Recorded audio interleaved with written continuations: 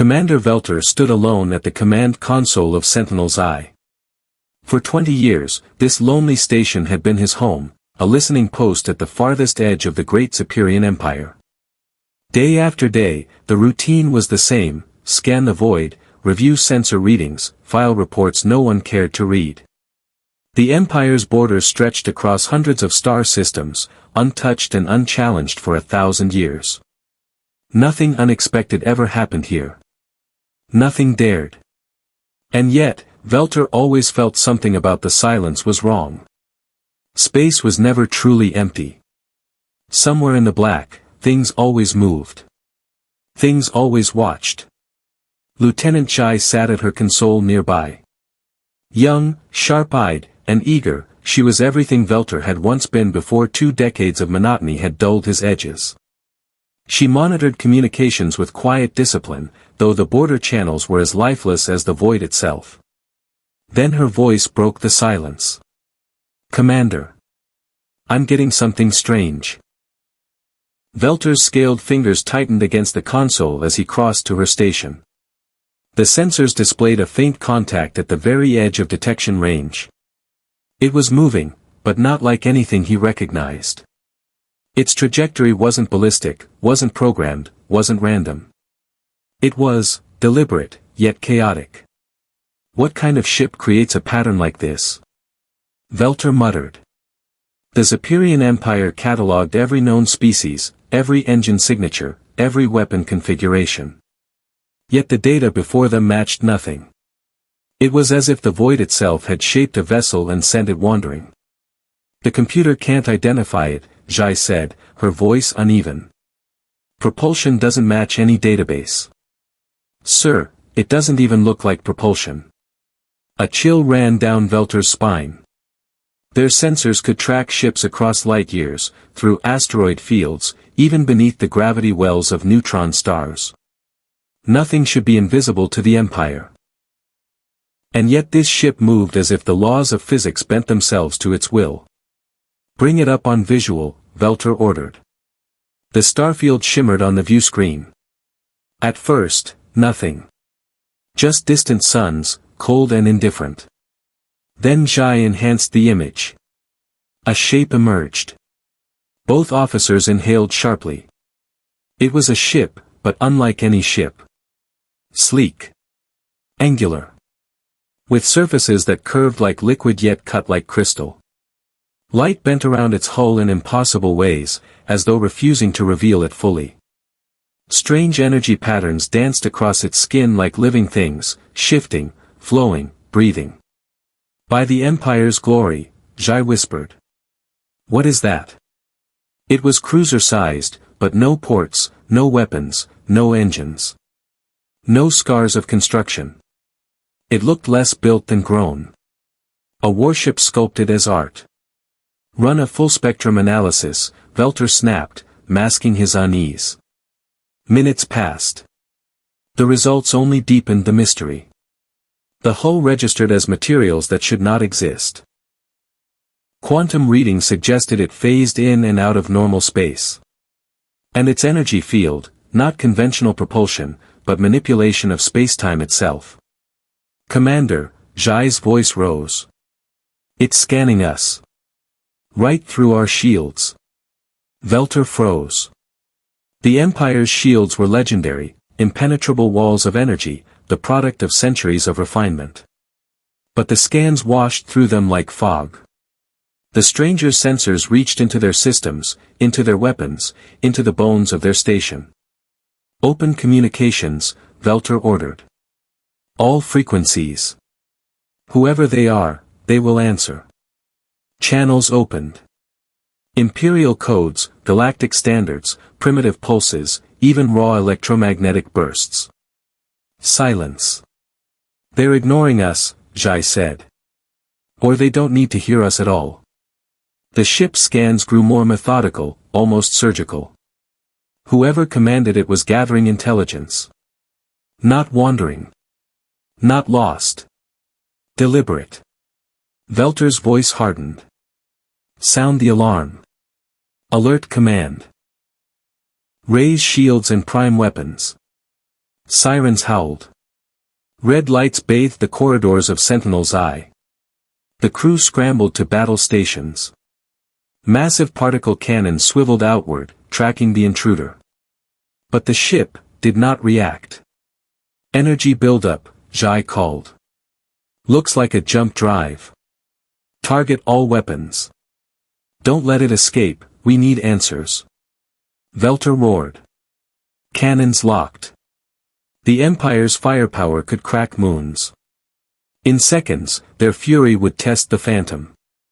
But before the first shot fired, the vessel simply vanished. No hyperspace flash. No warp distortion. No residual particles. One heartbeat it existed, the next, only stars remained. Velter's scales prickled. Where did it go? Diagnostics. All sensors, now. Jai's trembling hands flew across the console. Nothing, sir. No exit signature. No energy trace. It's as if, she stopped, swallowing hard. As if it was never here at all. Velter stared into the emptiness, his mind reeling. Technology that could phase beyond detection. Technology that made Imperial might irrelevant. Whoever they were not explorers. They were predators scouting prey. Transmit everything to Imperial Command, he ordered. Priority Alpha. They must see this.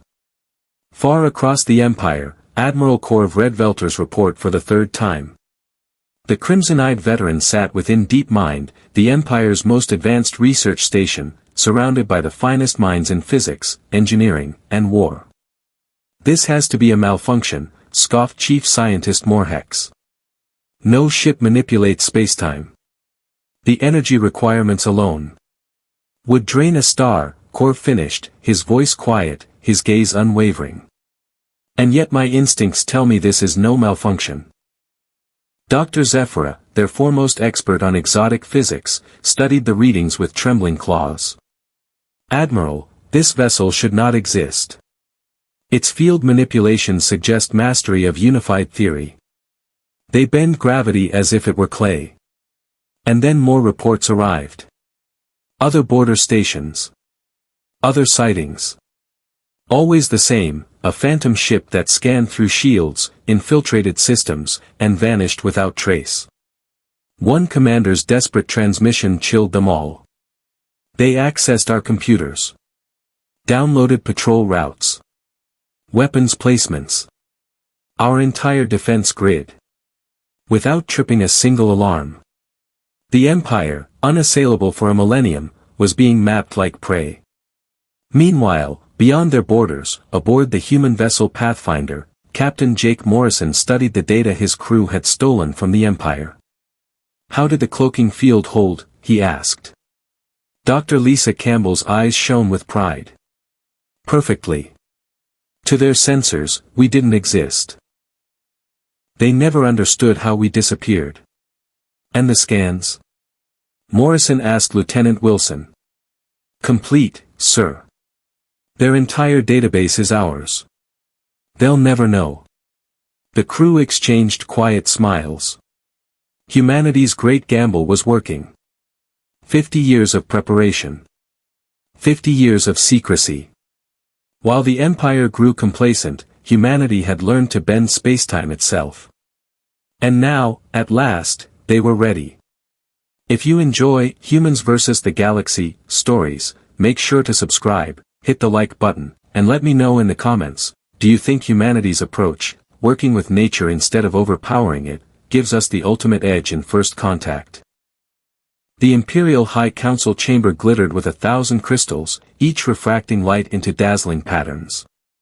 It was meant to inspire awe in all who entered, a reminder of the Empire's timeless dominion.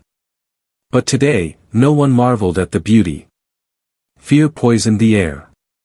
Admiral Corv stood at the center, his crimson eyes scanning the gathered governors and generals. Each clutched reports that should not exist, phantom vessels that ignored defenses, infiltrated stations, and vanished without a trace. Dozens of sightings now. Too many to deny.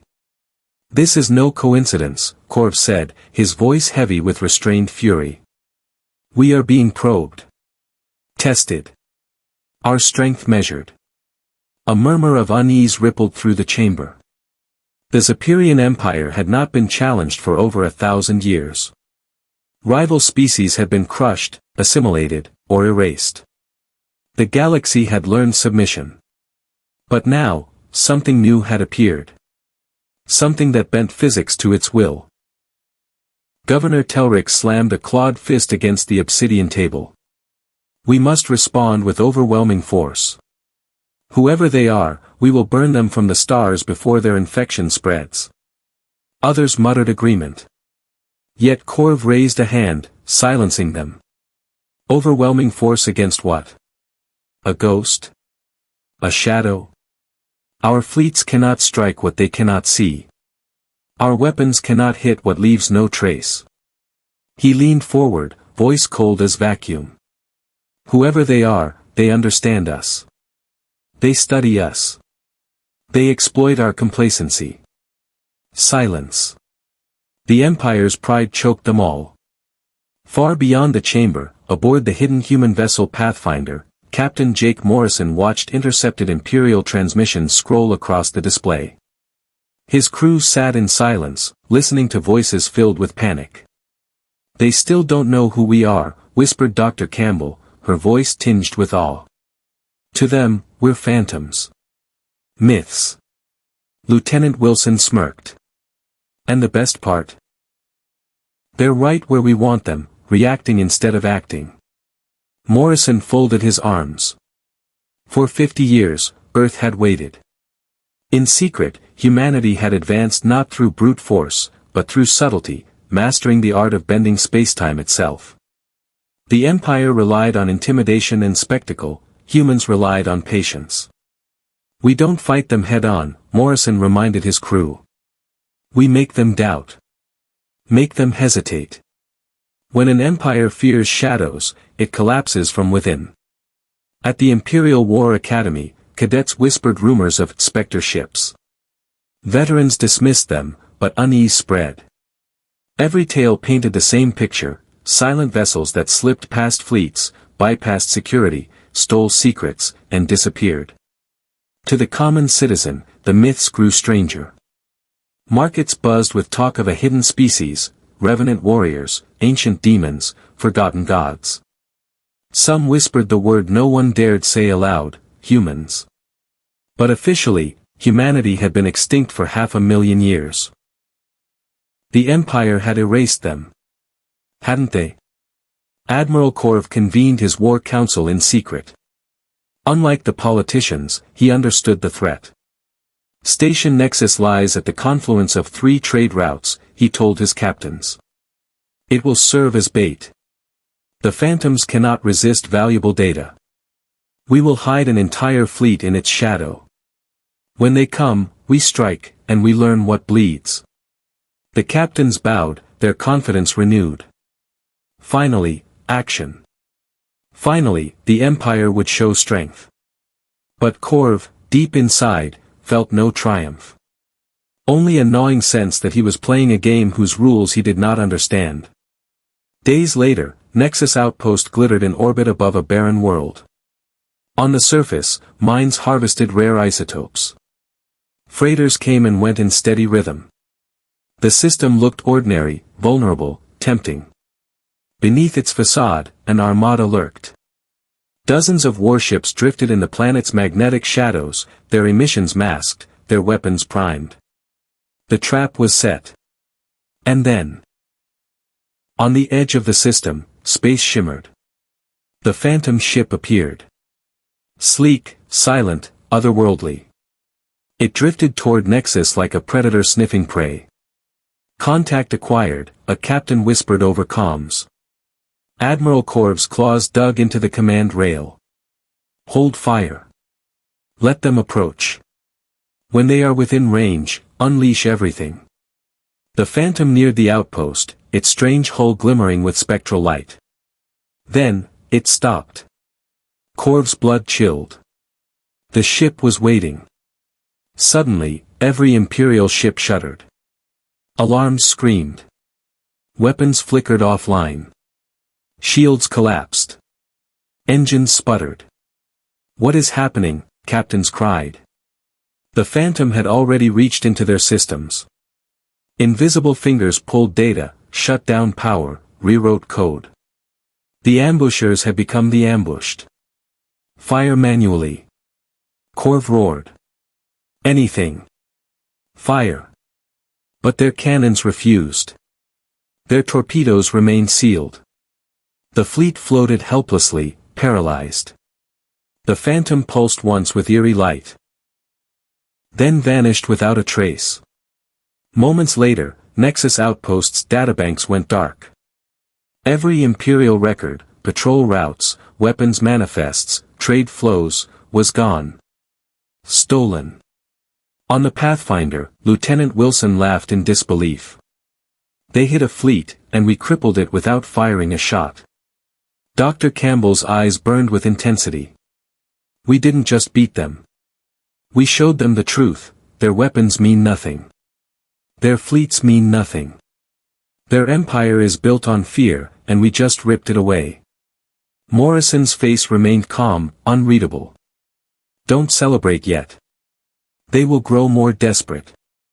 And desperation makes even empires dangerous."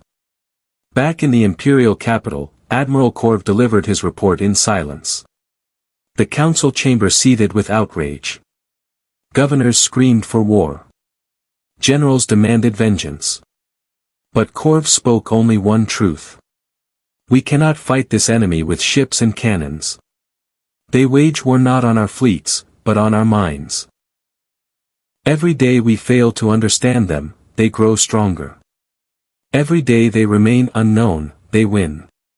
He paused, claws tightening against the obsidian table.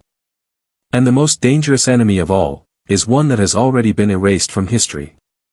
If you're enjoying this story of humans versus the galaxy, don't forget to subscribe and like this video, it helps the channel a lot.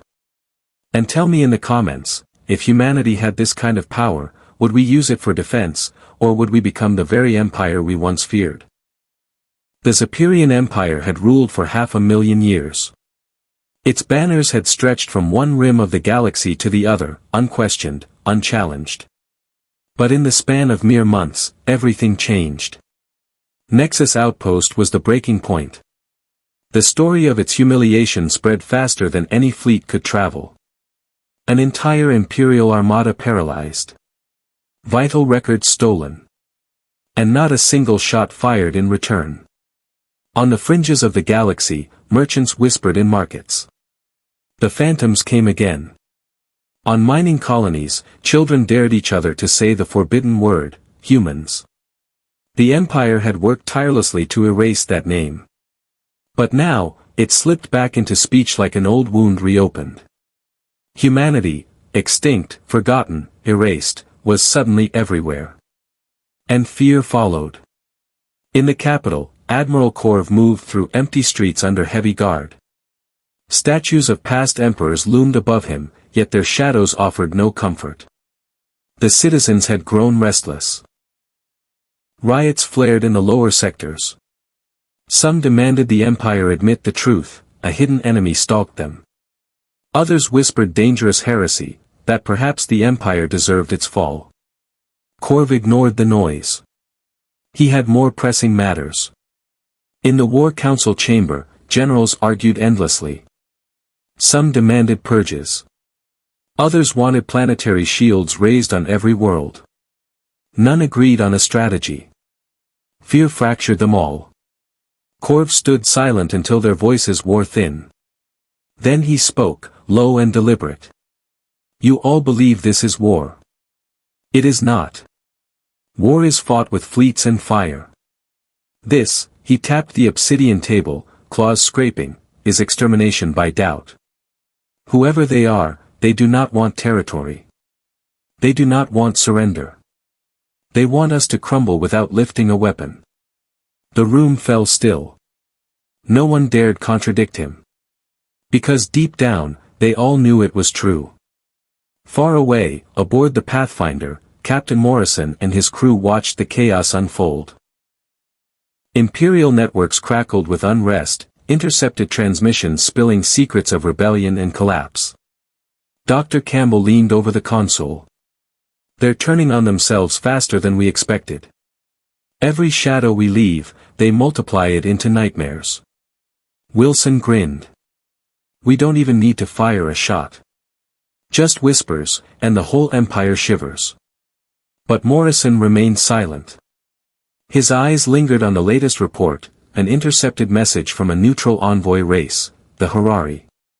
Unlike others, the Harari had not fallen under imperial conquest. They had survived by being useful, quiet, and utterly unthreatening. Their message was short, almost cryptic. To the children of Earth. Your silence shakes the galaxy, but do not mistake fear for victory. Shadows move older than empires. If you wake them, none will survive, not even you. The crew exchanged uneasy glances. Campbell frowned.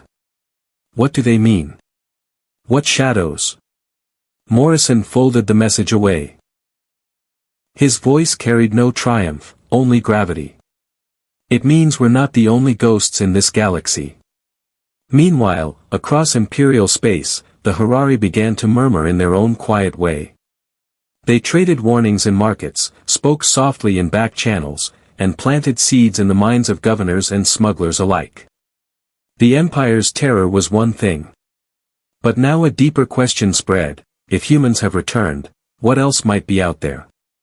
Admiral Korv's sleep was restless. In his dreams, he stood on a dead world, its surface blackened and hollowed. Towering machines pierced the sky, their structures alien and cold. No banners flew. No life stirred. Only the endless hum of something ancient, watching. He awoke drenched in sweat, heart pounding. The visions clung to him. Later, in the archives, Korv searched. And there, buried in forbidden scrolls, he found fragments, old warnings, erased histories, notes from civilizations consumed long before the Empire's rise. All spoke of a name only in whispers.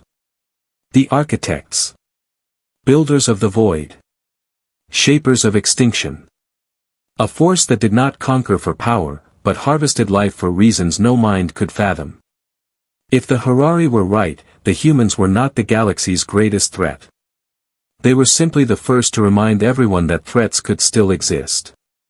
Back aboard the Pathfinder, Wilson broke the heavy silence with a nervous laugh. So what? The Harari are saying we've just kicked the hornet's nest of something worse than the Empire. Something even they fear. Campbell looked at Morrison, her voice barely above a whisper. If they're right, did we make a mistake? Morrison's gaze was distant, fixed on the stars beyond the viewport. We didn't choose this war. The Empire enslaved us for 500,000 years. Our silence was survival. Our return was inevitable. He turned, his expression hard as steel. But if something greater is coming, then every empire, every race, will have to decide. Stand alone, or stand together. For the first time, the crew realized, their war was only the beginning. In the darkness between stars, on worlds long abandoned, old machinery stirred. Vast structures, dormant for eons, hummed faintly to life. Signals pulsed across voids where no one had traveled in 1,000,000 years. The architects were waking. And the galaxy, still reeling from the return of humans, had no idea what was coming next. If you're still watching, you've just stepped into the larger arc of this story. Humanity's return is not the end, it is the spark. The Empire may fear us, but what waits in the void will make them fear something far greater. So here's my question for you: if a power older than empires returned, would humanity still be the galaxy's hope, or just its next victim?